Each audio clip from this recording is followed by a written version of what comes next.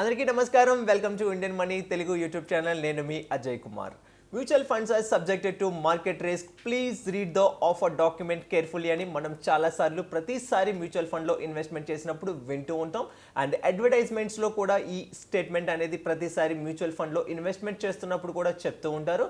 So మనం ఇప్పుడు offer document అంటే ఏమిటి అండ్ 8 ఇంపార్టెంట్ థింగ్స్ ఉన్నాయి ఆఫర్ డాక్యుమెంట్ సంబంధించి, ఆ అన్ని డీటెయిల్స్ కూడా కంప్లీట్గా మనం ఈ వీడియోలో తెలుసుకుందాం. సో మీరు ఈ వీడియోని లాస్ట్ వరకు చూడండి. అంతేకాకుండా మీరు ఇంతవరకు మా ఛానల్ కనుక సబ్స్క్రైబ్ చేసుకోకపోతే ఇమీడియట్గా సబ్స్క్రైబ్ చేసుకోండి. So first, what is offer document? దాని గురించి మనం ఒకసారి డీటెయిల్డ్గా చూద్దాం. It is a prospects that details of investment objective and strategies of particular fund.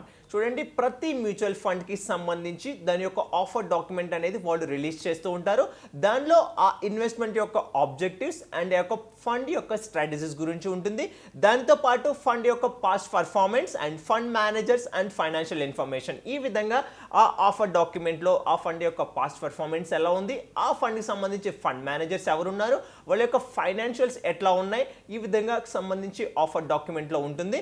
అంతేకాకుండా you can obtain this document from AMC directly through email or Gmail or phone. You can also get them from the financial advisor or financial planner. So ఈ విధంగా మీరు offer document అనేది AMC నుంచి డైరెక్ట్గా mail ద్వారా వస్తుంది, లేకపోతే మీకు వాట్సాప్లో సెండ్ చేస్తూ ఉంటారు. సో మీరు ఒకవేళ ఫైనాన్షియల్ అడ్వైజర్ ద్వారా ఇన్వెస్ట్మెంట్ చేస్తున్నారనుకోండి, సో మీరు అలాంటప్పుడు వాళ్ళని అడిగితే కనుక వాళ్ళు ఆఫర్ డాక్యుమెంట్ అనేది ఆ పర్టికులర్ స్కీమ్కి సంబంధించి ఇస్తూ ఉంటారు. సో ఈ విధంగా ఆఫర్ డాక్యుమెంట్ అనేది ఉంటుందన్నమాట. దానిలో మనం ఆల్రెడీ చెప్పుకున్న విధంగా ఫండ్ యొక్క స్ట్రాటజీస్ గురించి అండ్ ఫండ్ మేనేజర్ ఎవరు అండ్ ఆ ఫండ్ యొక్క పాస్ట్ పెర్ఫార్మెన్స్ ఏంటి, వాళ్ళ యొక్క ఫైనాన్షియల్ స్టేటస్ ఏంటి, ఈ విధంగా మనకి కంప్లీట్ డీటెయిల్స్ అన్ని ఆఫర్ డాక్యుమెంట్స్లో ఉంటాయి. సో అందుకని చెప్పి ప్రతి ఒక్కరూ చెప్తూ ఉంటారు, mutual funds are subjected to market risk, please read the offer documents carefully అని కదా. సో ఎందుకంటే ప్రతి ఫండ్కి వాళ్ళ యొక్క ఆఫర్ డాక్యుమెంట్ అనేది డిఫరెంట్గా ఉంటుంది. డిఫరెంట్ ఫండ్ మేనేజర్స్ ఉంటారు అండ్ డిఫరెంట్ ఫండ్ ఆబ్జెక్టివ్ ఉంటుంది అండ్ డిఫరెంట్ స్ట్రాటజీస్ ప్రకారం ఫండ్ మేనేజర్ అనేవారు ఇన్వెస్ట్మెంట్ చేస్తూ ఉంటారు. కాబట్టి ప్రతి ఒక్కరూ ఈ ఆఫర్ డాక్యుమెంట్స్ని ఖచ్చితంగా చదవాలి. సో ఇదండి ఆఫర్ డాక్యుమెంట్స్ గురించి. మనం ఇప్పుడు 8 ఇంపార్టెంట్ థింగ్స్ గురించి చెప్పుకుందాం అనుకున్నాం కదా, దాని గురించి ఒక్కొక్కటిగా డిస్కస్ చేద్దాం. దానిలో భాగంగా ఫస్ట్ ఇంపార్టెంట్ థింగ్ ఏంటంటే డేట్ ఆఫ్ ఇష్యూ. ఇది ఒకసారి మనం డీటెయిల్గా చూద్దాం.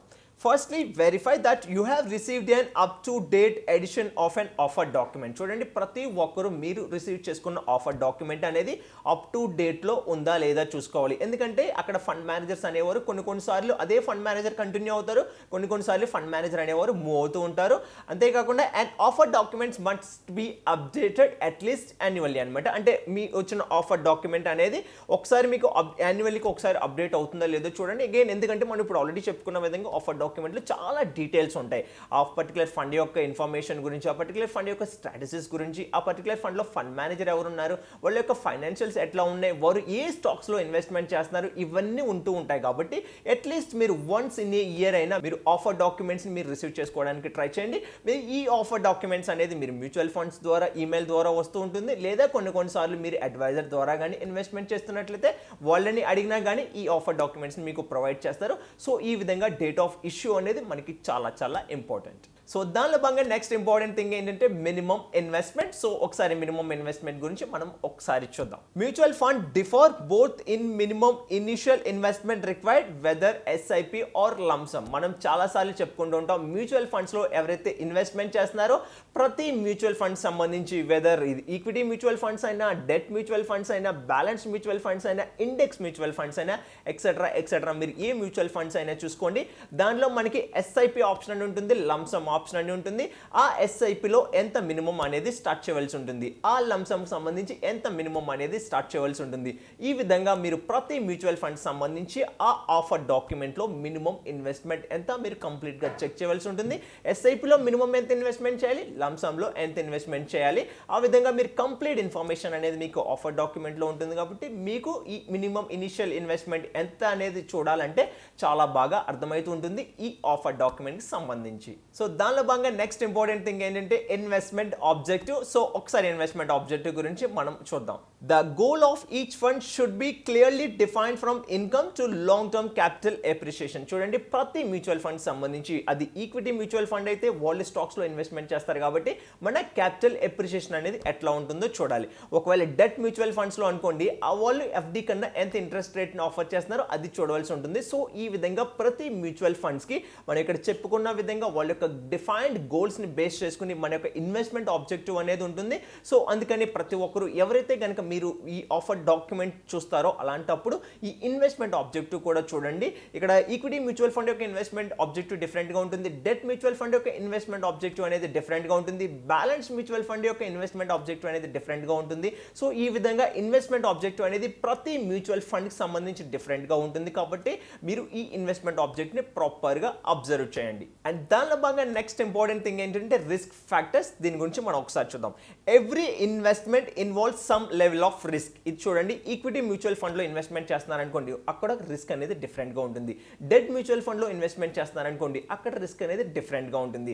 బ్యాలెన్స్ మ్యూచువల్ ఫండ్లో ఇన్వెస్ట్మెంట్ చేస్తున్నారనుకోండి, అక్కడ రిస్క్ అనేది డిఫరెంట్గా ఉంటుంది. సో ఈ విధంగా మనకి రిస్క్ ఫ్యాక్టర్ అనేది డిఫరెంట్గా ఉంటుంది. ఇక్కడ రిస్కోమీటర్ అనేది ఒక మీటర్ ఉంటుంది. అక్కడ మీరు చూడండి, లో రిస్క్ అని, హై రిస్క్ అని, మీడియం రిస్క్ అని, ఈ విధంగా అక్కడ రిస్కోమీటర్లో ఉంటుంది.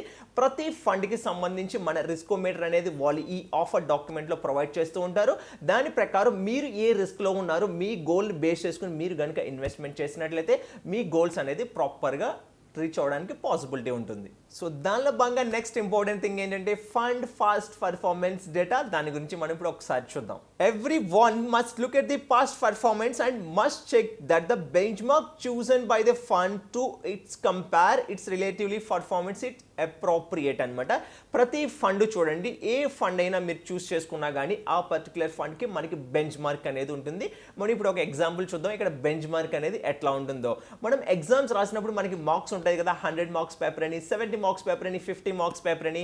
ఒకవేళ 100 మార్క్స్ పేపర్ చూసుకుందాం. ఎవరైతే కనుక ఈ 100 మార్క్స్ని రీచ్ అయ్యారో అలాంటి వారు బాగా చదువుతున్నారని, ఎవరైతే ఈ 100 మార్క్స్ పేపర్లో 70 మార్క్స్ వచ్చినాయో అలాంటి వారు యావరేజ్ అని, అండ్ ఎవరైతే కనుక ఈ 100 మార్క్స్ సంబంధించి 35 మార్క్స్ వచ్చినాయో వాళ్ళు ఓకే అని చెప్పి మనం ఇట్లా ట్రీట్ చేస్తూ ఉంటాం కదా. సో ఇక్కడ కూడా ఫండ్ మేనేజర్కి ప్రతి ఫండ్కి బెంచ్ మార్క్ అనేది ఒకటి ఉంటుంది. ఆ ఫండ్ మేనేజర్ అనేవారు ఆ బెంచ్ మార్క్ని బీట్ చేయవలసి ఉంటుంది అనమాట. ఎందుకంటే మనం ఫండ్ మేనేజర్కి మనం అమౌంట్ అనేది ఇస్తూ ఉంటాం కాబట్టి కమిషన్ రూపంలో వాళ్ళు ప్రతి ఫండ్ మేనేజర్ ఆ బెంచ్ మార్క్ని బీట్ చేస్తే మాత్రమే వాళ్ళు బాగా పెర్ఫామ్ చేస్తున్నట్టు. సో ఇలా ప్రతి ఫండ్కి ఒక బెంచ్ మార్క్ ఉంటుంది. ఆ బెంచ్ మార్క్ సంబంధించి మీరు ఆ ఫండ్ రిటర్న్ ఆ బెంచ్ మార్క్ రిటర్న్ కంపేర్ చేయండి. For example axis blue chip fund ఉందనుకోండి, ఆ ఫండ్ యొక్క బెంచ్ మార్క్ ఏముంటుంది, వెదర్ నిఫ్టీ 50 ఉంటుంది లేకపోతే సెన్సెక్స్ ఉంటుంది. ఎందుకంటే యాక్సిస్ బ్లూ చిప్ ఫండ్ అనేది లార్జ్ క్యాప్ కేటగిరీ సంబంధించి కాబట్టి ఈ ఫండ్ మేనేజర్ అనేవారు కూడా బెంచ్ మార్క్ అనేది లార్జ్ క్యాప్ సంబంధించిన ఏదైతే ఉన్నాయో అలాంటి ఇండెక్స్ని మాత్రమే చూస్ చేసుకుంటారు. ఇప్పుడు ఈ axis blue chip fund manager అనేవారు ఈ బెంచ్ మార్క్ ఎంత రిటర్న్ ఇస్తుందో దానికన్నా ఎక్కువ రిటర్న్ అనేది ఇవ్వడానికి ట్రై చేస్తూ ఉండాలి. అలాంటప్పుడు మాత్రమే ఫండ్ మేనేజర్ అనేవారు బాగా పెర్ఫామ్ చేస్తున్నట్లు లెక్క. సో ఇలా మీరు ప్రతి మ్యూచువల్ ఫండ్ ఏదైనా తీసుకోండి, దానికి ఒక బెంచ్ మార్క్ ఉంటుంది. ఆ బెంచ్ మార్క్ అనేది కంపల్సరీ ప్రతిసారి ఫండ్ మేనేజర్ బీట్ చేస్తే మాత్రమే మనం ఆ ఫండ్ బాగా పెర్ఫామ్ చేస్తుంది అండ్ ఆ ఫండ్ మేనేజర్ అనేవారు బాగా పెర్ఫామ్ చేస్తున్నట్లు లెక్క. సో మీరు ఇది కూడా చాలా బాగా అబ్జర్వ్ చేయండి. ఈ పాస్ట్ పెర్ఫార్మెన్స్ డేటా అనేది కూడా మనకి చాలా చాలా ఇంపార్టెంట్. సో దానిలో భాగంగా నెక్స్ట్ ఇంపార్టెంట్ థింగ్ ఏంటంటే ఫీజెస్ అండ్ ఎక్స్పెన్సెస్. దీని గురించి మనం ఇప్పుడు ఒకసారి చూద్దాం. Entry load, exit load, switching charges, annual recurring expenses, management fee, investor servicing cost. ఈ విధంగా మనకి ప్రతి మ్యూచువల్ ఫండ్స్లో అక్కడ ఎక్స్పెన్స్ రేషియో అని ఒక రేషియో ఉంటుంది కదా, మనం చాలాసార్లు దీని గురించి చెప్పుకుంటూ ఉంటాం. ఎక్స్పెన్స్ రేషియోలో రెగ్యులర్ మ్యూచువల్ ఫండ్లో డిఫరెంట్గా ఉంటుంది, డైరెక్ట్ మ్యూచువల్ ఫండ్లో డిఫరెంట్గా ఉంటుంది. కొన్ని మ్యూచువల్ ఫండ్స్లో అంటే ఎస్పెషల్లీ ఈక్విటీ మ్యూచువల్ ఫండ్స్లో మీకు అక్కడ ఎగ్జిట్ లోడ్ అనేది ఉంటుంది. నార్మల్గా ఇప్పుడు ఎంట్రీ లోడ్ అనేది లేదు, but of course exit load అనేది మనకి ఉందన్నమాట. అంటే ఈక్విటీ మ్యూచువల్ ఫండ్స్ సంబంధించి మీరు విత్ ఇన్ 1 ఇయర్లో కనుక రెడీమ్ చేసుకోవాలంటే అంటే ఎగ్జిట్ అవ్వాలంటే మీరు 1% అక్కడ పెనాల్టీ రూపంలో పే చేయవలసి ఉంటుంది. సో ఈ విధంగా ప్రతి మ్యూచువల్ ఫండ్ సంబంధించి ఆ ఎక్స్పెన్స్ రేషియో ఎంత, వాళ్ళ యొక్క ఎగ్జిట్ లోడ్ ఎంత అండ్ వాళ్ళ యొక్క రికరింగ్ కాస్ట్స్ ఎంత, ఈ విధంగా మనకి కంప్లీట్ ఇన్ఫర్మేషన్ అనేది ఆఫర్ డాక్యుమెంట్లో ఉంటుంది. కాబట్టి మీరు అగైన్ ఆఫర్ డాక్యుమెంట్ డాక్యుమెంట్లో చెక్ చేసినప్పుడు ఈ ఫీజెస్ అండ్ ఎక్స్పెన్సెస్ గురించి కంప్లీట్గా చెక్ చేయండి. ఆ ఫండ్ మేనేజర్కి ఎంత ఫీజు వెళ్తుంది అండ్ ఆ ఏఎంసీకి సంబంధించి ఎంత ఫీజు ఉంది అండ్ మనం ఒకవేళ ఇన్వెస్టర్ ద్వారా ఎవరైనా అడ్వైజర్ ద్వారా ఇన్వెస్ట్మెంట్ చేస్తుంటే వాళ్ళ ఫీజు అనేది ఎంత ఉంది, వాళ్ళ కమిషన్ ఎంత వెళ్తుంది, ఈ విధంగా మీకు కంప్లీట్ ఇన్ఫర్మేషన్ అనేది ఆఫర్ డాక్యుమెంట్స్ సంబంధించి ఫీజెస్ అండ్ ఎక్స్పెన్సెస్ కాలంలో ఉంటుంది కాబట్టి దాన్ని కూడా మీరు ఒకసారి చెక్ చేయండి. అండ్ దానిలో భాగంగా నెక్స్ట్ ఇంపార్టెంట్ థింగ్ ఏంటంటే key management and fund manager. ఈ కాలం అనేది నాకు చాలా చాలా ఇంపార్టెంట్, ఎందుకంటే నేను కూడా ఫ్యూచర్లో ఫండ్ మేనేజర్ అవుదాం అనుకుంటున్నా. సో ఈ విధంగా ఎవరు ఫండ్ మేనేజర్ ఉన్నారు, వాళ్ళ యొక్క కీ మేనేజ్మెంట్ ఏంటి కూడా మీరు ఒకసారి అబ్జర్వ్ చేయవలసి ఉంటుంది. సో మనం ఇప్పుడు ఒక కీ మేనేజ్మెంట్ గురించి అండ్ ఫండ్ మేనేజర్ గురించి ఒకసారి బ్రీఫ్గా చూద్దాం. This section details the education and work experience of the key management of that particular fund company and including the CEO and fund manager. ఈ విధంగా మీరు ఈ కంపెనీకి సంబంధించి ఎవరు సిఇఓ ఉన్నారు అంటే ఆ ఏఎంసీకి సంబంధించి, ఆ అసెట్ మేనేజ్మెంట్ కంపెనీకి సంబంధించి సిఇఓ ఎవరున్నారు, ఫండ్ మేనేజర్ ఎవరున్నారు, వాళ్ళ యొక్క ఎక్స్పీరియన్స్ ఏంటి, వాళ్ళ యొక్క ఎడ్యుకేషనల్ బ్యాక్గ్రౌండ్ ఏంటి, ఈ విధంగా మీరు కంప్లీట్గా చెక్ చేయవలసి ఉంటుంది ఈ key management and fund managers కాలంలో ఆఫర్ డాక్యుమెంట్స్ సంబంధించి. And last but not least benefit, tax benefit information అనమాట. దీని గురించి కూడా మనం ఇప్పుడు ఒకసారి చూద్దాం. Mutual funds enjoy significant tax benefit under section 23D అండ్ సెక్షన్ 115 అనమాట. ఈ విధంగా మ్యూచువల్ ఫండ్ సంబంధించి ట్యాక్సెస్ అనేది ఈ అప్లికబుల్ సెక్షన్లో ఉంటూ ఉంటాయి. ఇక్కడ మీరు చూసుకున్నట్టయితే ఈక్విటీ ట్యాక్సేషన్ డిఫరెంట్గా ఉంటుంది, డెట్ ట్యాక్సేషన్ అనేది డిఫరెంట్గా ఉంటుంది. సో మీరు ఏ మ్యూచువల్ ఫండ్లో ఇన్వెస్ట్మెంట్ చేద్దాం అనుకుంటున్నా అక్కడ ట్యాక్సేషన్ కూడా ఒకసారి మీరు అబ్జర్వ్ చేయవలసి ఉంటుంది. ఎందుకంటే చాలామంది ట్యాక్సేషన్ సంబంధించి పెద్దగా పట్టించుకోరు అనమాట. వాళ్ళు ఆల్రెడీ ట్యాక్స్ ల్యాబ్లో ఉంటారు, బట్ అలాంటి వారు కూడా పట్టించుకోకుండా ఇన్వెస్ట్మెంట్ చేస్తూ ఉంటారు మ్యూచువల్ ఫండ్ సంబంధించి. సో ఇక్కడ కూడా మీరు ఈ ఆఫర్ డాక్యుమెంట్ సంబంధించి ట్యాక్సేషన్ కాలంలో ఆ పర్టికులర్ ఫండ్ ఏ ట్యాక్స్కి సంబంధించింది, ఈక్విటీ ట్యాక్సేషన్ సంబంధించింది, డెట్ ట్యాక్సేషన్ సంబంధించింది మీరు ఒకసారి అబ్జర్వ్ చేయవలసి ఉంటుంది. దాన్ని బట్టి మీరు ఒకవేళ కనుక మీరు ఏ ట్యాక్స్ ల్యాబ్లో ఉంటే మీ ట్యాక్స్ని కనుక రెడ్యూస్ చేసుకోవాలంటే ఏ ఇన్వెస్ట్మెంట్ ఆప్షన్స్ అనేది ఆ పర్టికులర్ ట్యాక్స్కి సంబంధించి ఉపయోగపడుతుందో ఈ విధంగా మీకు కంప్లీట్ ఇన్ఫర్మేషన్ అనేది ఈ ఆఫర్ డాక్యుమెంట్ సంబంధించి ట్యాక్సేషన్ అనే కాలంలో ఉంటుంది. సో మీరు ప్రతి ఒక్కరు ఎవరైతే కనుక మీరు మ్యూచువల్ ఫండ్లో ఇన్వెస్ట్మెంట్ చేస్తున్నారో ప్రతి ఒక్కరు ఈ ఆఫర్ డాక్యుమెంట్ గురించి ఇప్పుడు మనం చెప్పుకున్న ఈ 8 థింగ్స్ గురించి కంప్లీట్గా అబ్జర్వ్ చేసి అప్పుడు మాత్రమే మీరు ఇన్వెస్ట్మెంట్ చేయండి.